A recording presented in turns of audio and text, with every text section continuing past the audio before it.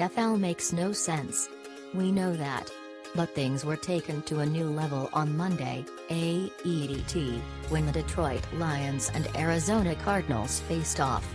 Going into the game, the 1-11-1 Lions were rooted not only to the bottom of the NFC North standings, but the NFC, and the whole NFL. Meanwhile, the 10-3 Arizona Cardinals were level with the Green Bay Packers and Tampa Bay Buccaneers for the best record in the league. The result? A 30-12 Detroit win, of course. It was the first time in NFL history a team with 1 win or fewer beat a side with 10 wins by double digits. For the second straight week, the Cardinals tasted defeat as the Lions started strong, and never looked like letting Arizona back into it. Jared Goff threw for 216 yards and 3 touchdowns, while Kyler Murray turned the ball over twice as Detroit stopped the Cards' offense. To make matters even more confusing, this was a result that probably hurt both teams, at least in the long run. While a win might seem like a good thing for Detroit, the result means they no longer hold the number 1 pick in the 2022 NFL Draft. After dropping to a 30-16 defeat to Houston, the Jacksonville Jaguars now sit at the bottom of the NFL standings, meaning they'll have first pick if things stay the same. Brady slumps to stunning career low. He's the greatest quarterback in NFL history, but Tom Brady just slumped to a 15-year low. His Tampa Bay Buccaneers were shut out in a 9-0 loss to the New Orleans Saints, who also failed to score a touchdown. It was the first time Brady had ever lost as a starting quarterback to a side which failed to score a touchdown. It was the third time in Brady's career he was shut out as a starting QB, and the first since December 10, 2006.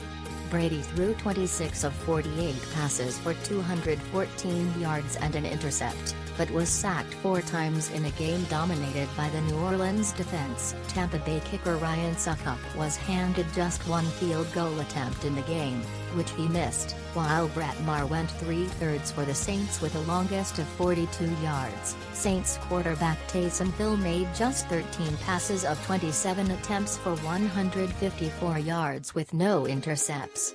NFL's dumbest fan. The post-Urban Meyer era got off to an interesting start in Jacksonville. They lost, again, moved into the number 1 pick, and had an unexpected invader.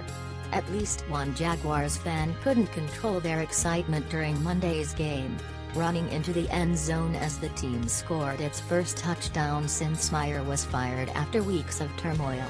James Robinson, the running back who had been puzzlingly benched under Meyer, scored a rushing touchdown 2.51 into the second quarter as the fan jumped up and down on the far side of the end zone. Had the Jaguars opted to throw, the fan likely would have directly interfered with the play as they were in the end zone right when the ball was snapped. The fan was tackled by security. Packers overcome late scare. The Green Bay Packers almost squandered a late 2-touchdown lead but held on for a 31-30 victory over the Baltimore Ravens on Sunday to punch their ticket to the NFL playoffs on Sunday. Quarterback Aaron Rodgers threw for 3 touchdowns, taking his career tally for the Packers to 442 to match the franchise record of icon Brett Favre. But it was the Packers' defense who made the difference right at the end, thwarting the Ravens' 2-point conversion attempt with 42 seconds remaining to preserve the victory. Green Bay led 31-17 in the fourth quarter but couldn't put the game away.